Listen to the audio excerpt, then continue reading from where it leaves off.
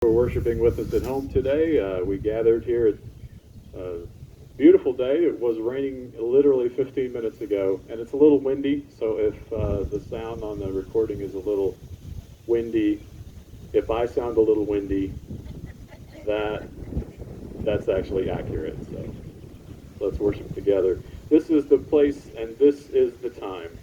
Here and now, God waits to break into our experience, to change our minds, to change our lives, to change our ways, to make us see the world and the whole of life in a new light, to fill us with hope, joy, and certainty for the future.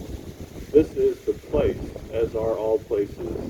This is the time, as are all times. Here and now, let us praise God.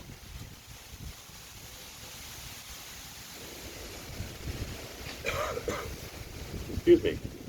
We've already shared our joys and concerns here at the church. We would invite those that are worshiping from home to keep us apprised of anything that might be going on in your lives, in your loved ones' lives, to help us keep our prayer list updated.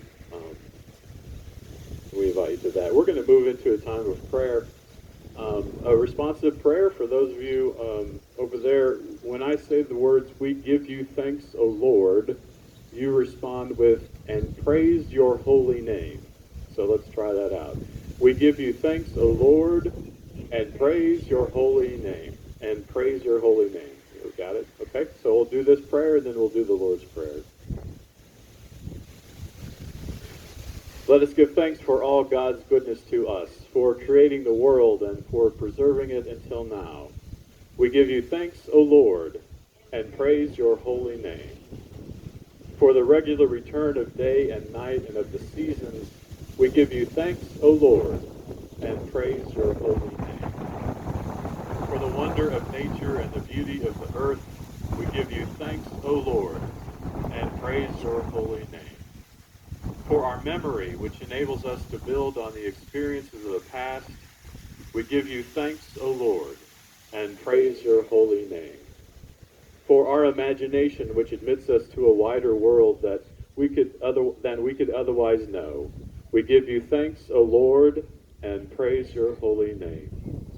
For the grace by which you have revealed yourself to us, we give you thanks, O Lord, and praise your holy name. For your patience with our waywardness and your forgiveness for our sinfulness, we give you thanks, O Lord, and praise your holy name. Above all, we thank you for the promise of all things made new and for our recreation in your dear Son, Jesus Christ, our Lord, the one who taught us to pray, Our Father, who art in heaven, hallowed be thy name. Thy kingdom come, thy will be done, on earth as it is in heaven. Give us this day our daily bread, and forgive us our debts as we forgive our debtors. And lead us not into temptation, but deliver us from evil.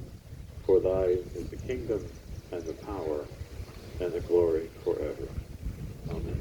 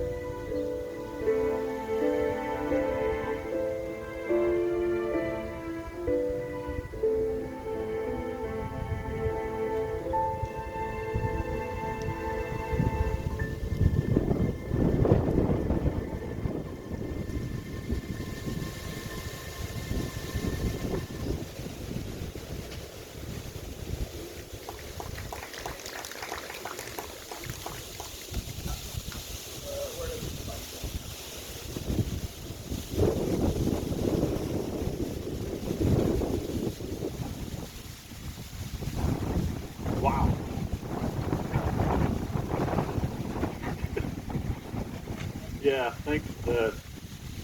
Got the notes on the electronic device today. Hopefully it'll work.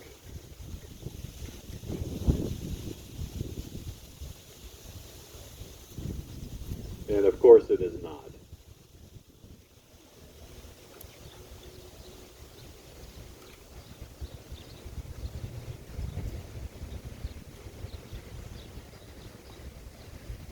So how's everybody doing today? There we go. So we're gonna about the last 6 weeks. There we go. We've been in the book of Acts. We have looked at the conversion story of Paul, Saul. We're going to call him Paul from now on, just to make things easier. We looked at the story of Pentecost and of the early church the last 3 weeks. So, wow, why do you keep dying? We're going to look at the book of Romans. No, I do not want my cable to shut down. No, crap. Sorry. So we'll read the scripture here in a few minutes. We're going to look at the book of Romans for the next few weeks. And if you look in your Bible, of course, Romans is the book that follows Acts. And you are thinking to yourself, well, Kevin, you're just going in order. And yeah, I am. Not unfortunately. The truth of the matter is that is kind of the opposite thing of what is true about the history of the New Testament. So starting after the book of Acts are the listing of the 13 letters and other material that are attributed to Paul. And when the church fathers, patriarchs, put the Bible together, they listed the letters of Paul, does anybody know, in order that they were written? No. They listed them in order of how long they were. So, application is not responding. Oh, yeah, Bible. Yeah, well, all my sermon notes are in here too, so.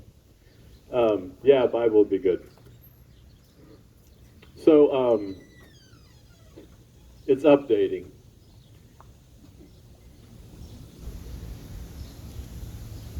So the letters are written in the length of how long they are. So the letter to the Romans is the longest letter that Paul wrote. However, it is also the last letter that he wrote, we think. We're not sure the dating of any of those letters, but we're pretty sure that Romans was amongst the last letters that he wrote. And it just was longest, and so the church organizers thought, well, it must be the most important one, right? If it's that long. So it actually does kind of summarize a lot of the teachings of Paul. And the reason I'm looking at it specifically for us today is that this is the one time when Paul writes a letter and he doesn't know the people that he's writing it to. Okay, so he had never been to Rome. He at that point of the writing of the letters. All the other letters, the letters to the Corinthians and the Ephesians and the Galatians and the Colossians and the Thessalonians, which are all names of cities, right? Thessalonica, Ephesus. He knew those people. He had been there. He had helped found their church. He had taught them. And he was very aware of the church and the circumstance. And nearly all of those letters, as far as we know, are dealing with some specific issue. So Paul got word that something had gone wrong. Paul got word that something was happening that he heard of that he didn't like that was happening, or they just needed his help and his advice and he wasn't there, so he sent them a letter. So when we read those letters, we don't know what the question was. We've got the answer. We're playing Jeopardy, I guess. We have the answer, but we don't know what the question is. So if you really dig into the letter, you can maybe figure out, oh, okay, this is what was going on. But there's still people kind of guessing about what was going on in each of those situations. So for Romans, he had never been there. So there wasn't a question necessarily. There are some historical things that were going on that we think he was addressing. But he's actually writing to a group of people that he doesn't know, which is helpful for us. Because it avoids the references to the things that we don't know what the question was. Like he knows those people and he writes specifically to them. I used to work with a wonderful person who I shall not name nor indicate their gender when I tell this story, just in case they end up watching this video. Being put online, you have to be much more careful now. So a dear colleague of mine that was my supervisor, and this person had this kind of unusual habit that in the middle of staff meetings would just start talking about members of their family and would think that the rest of us knew what they were talking about. Like, we'd finish our business and then they'd say something like, well, you know, Brenda's really having a struggle with that thing, and her kids are, they're doing the best they can, and so Rusty is jumping in and he's helping Brenda out. And so I was new on the staff, and I would just kind of sit there and look at the other people and think, well, surely they know who Brenda and Rusty are. And I would just, oh yeah, that's really, that thing, Brenda, she is a rock star. And finally, after I'd been there a while, I talked to one of my colleagues after the meeting. I said, who are Brenda and Rusty? They've been there for like 10 years. We have no idea. We have no idea who these people are. And she does that all the time and just talks about things, and so that's kind of what you're doing when you're reading one of these letters from Paul, when we don't know. He's writing to Brenda and Rusty, and we're reading the letter, and we don't know what the cause of the letter was, right? So he's writing to the Romans.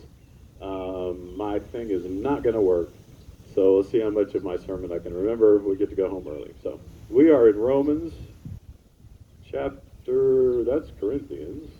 This is where you get to watch the minister see if he can look up stuff in the Bible. Yeah, with one hand. Fortunately, we're only going to read 2 verses. Romans chapter 12. Good Lord. I hope you're being entertained by this at home, everybody.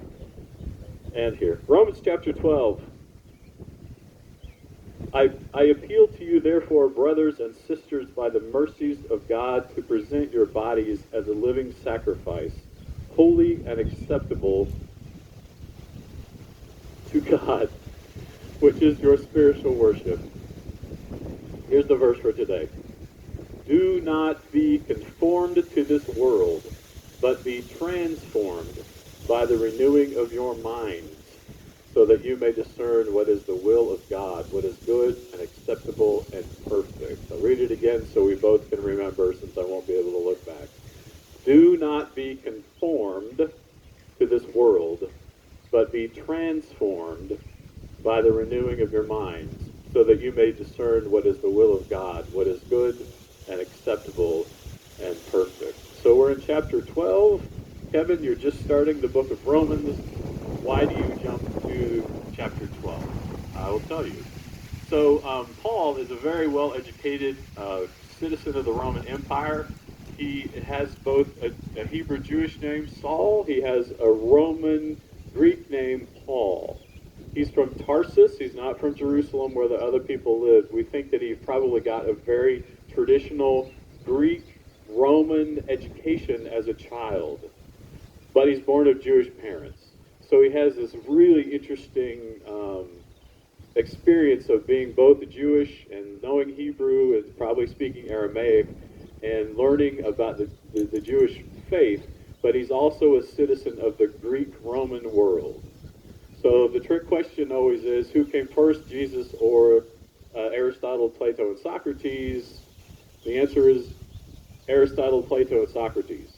Hundreds of years before Jesus, the Greek philosophers had already been around and taught. So part of Paul's education probably was their system of philosophy and of arguing a case. And I don't know a whole lot about this. I didn't dig in too hard. But Paul then begins this letter as he does all the letters. Hey, people in Rome, how are you doing? I've been thinking about you, and I want to come see you, but I haven't been able to get there yet. And he greets them in the name of Christ. So there's always a greeting in the letters.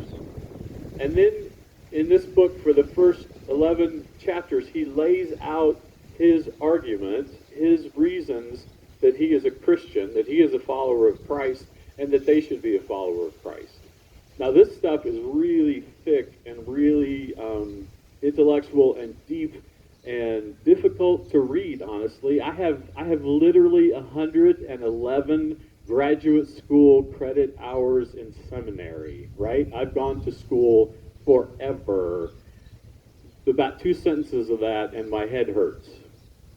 I mean, this guy, so if you ever started reading Paul, you're like, good night. What is he talking about? Well, he's actually using some of the traditional forms of Greek rhetoric, of laying out a case. He's trying his case, Joe. He's laying out his argument in very systematic ways. And in chapter 12, he kind of starts his summary, his summation, because of all these things I just told you, well then this. And he starts giving practical advice. So he switches back and forth from these very logical, rational, linear arguments with quoting a lot of scripture and a lot of things. And then other times, you know, Paul, this is the guy that wrote, love is patient, love is kind. I mean, he has this deep, poetic, beautiful part about him as well. And it occurred to me that he switches back and forth from these intellectual, logical arguments to this really deep, meaningful poetic writing just without warning us, and it's confusing. Before I came over here to Platte City, I was a pastor in Liberty, and probably 10 years ago, one of my high school students asked me to judge at the debate tournament at Liberty High School. And Liberty High School has a long history of it, big debate program. I use forensics, but I guess I looked it up on the Missouri State High School Athletic Association website. They call it debate. It's a debate tournament. Hundreds of kids from all over the Midwest come to Liberty, and their students and people put on this big debate tournament. I said to my friend who asked me to do it, you know, I went to music school, right? Like, I've never been to a debate tournament in my life. I have no idea what's going to happen, and you want me to judge? And she said, yeah, just show up. I found out later there was training that I should have gone to, but it was more fun the way it turned out. Just show up. So I just showed up, and they said, these really nice high school kids are checking me in. Are you judging? Yeah, have you done this before? No. Okay. Well, we will put you in novice. And I had the exact term for it, but it's in my notes. We'll put you in novice, dramatic prose reading, or something like that. We used to call it dramatic interpretation, but I was like, okay, fine. Here's a packet of instructions. You'll have a timekeeper in the room, and she'll kind of run things for you. So I'm like, awesome. So novice means these are the kids that have just started. They're freshmen, the sophomores. They're just there to get some experience. Fortunately, in my opinion, is not going to matter a whole lot. And I walk into the room, and they come in. They're very formal, suits and ties, dresses. They write their names on the board. This is the piece I'm doing. Blah blah blah blah. My timekeeper is like,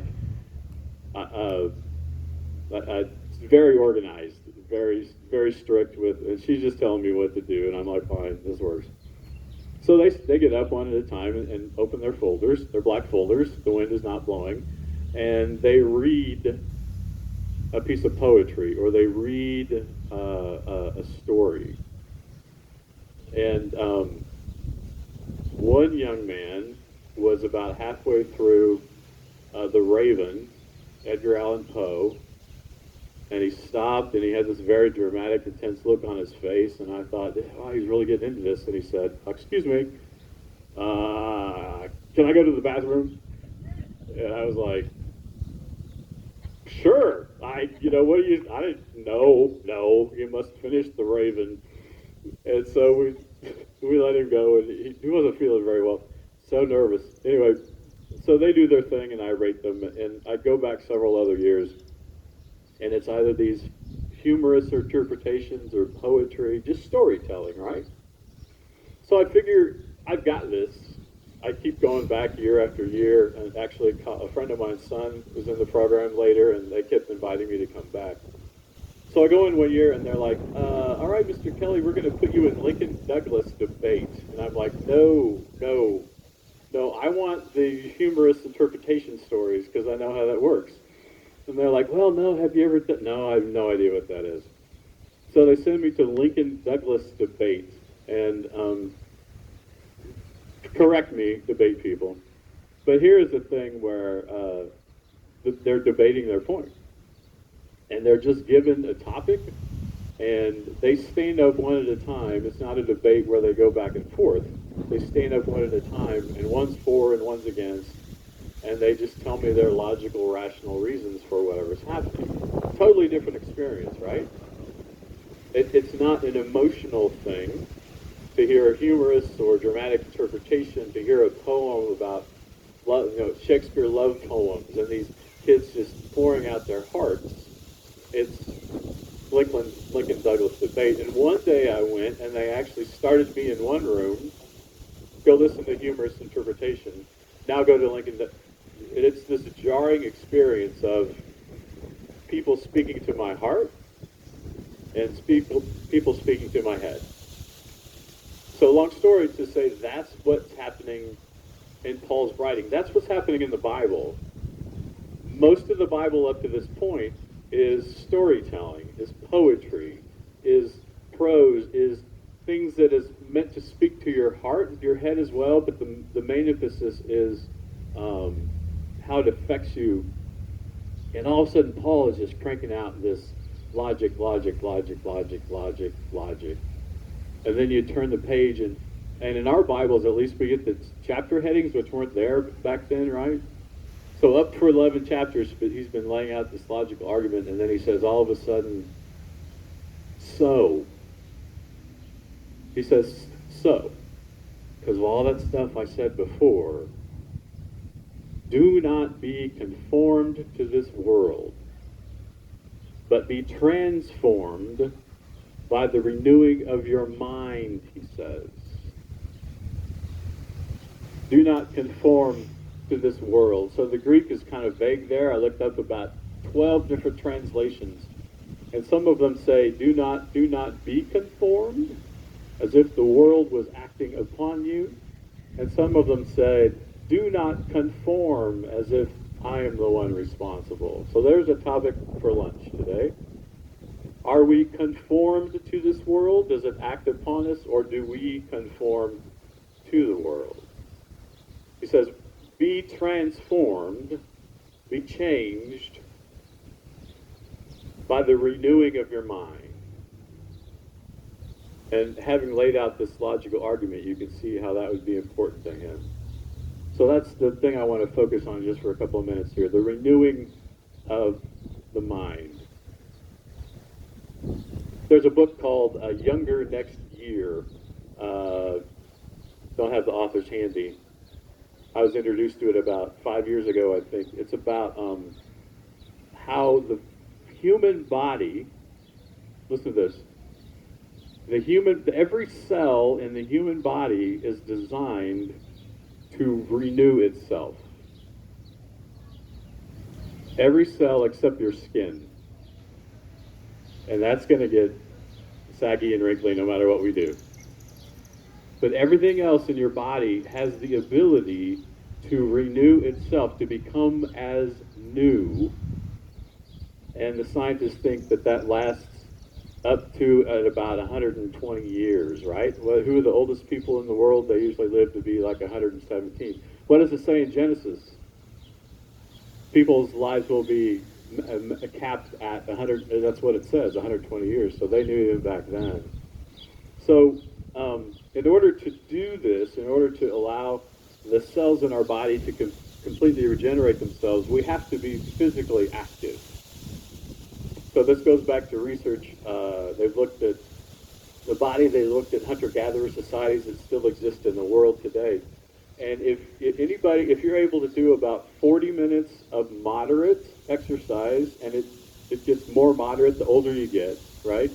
So when you're young, you have to work pretty hard at it. By the time you're my age, walking around the neighborhood is good, right? But if you can do about 40 minutes, get your heart rate up to a certain point, it kicks in this mechanism in your body that tells your body everything is fine, you can fix all the problems. The opposite of that is not doing anything. And your body, see, in the ancient world, back our ancient ancestors, the only time that the people were not active was when there was no food. They were hunter-gatherers. The men were hunting, the women were gathering. If there was no food, there was nothing to hunt or gather.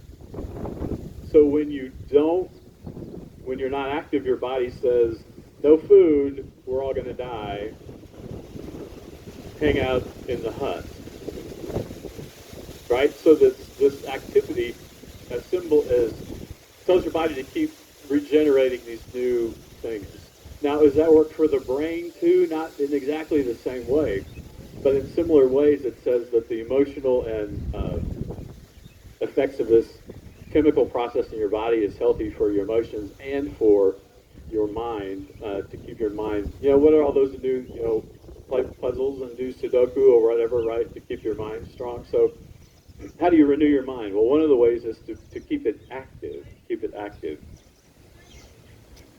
Another way is in my research on my doctoral project, I found that there's a lady in Finland who's studying the beginnings of wisdom.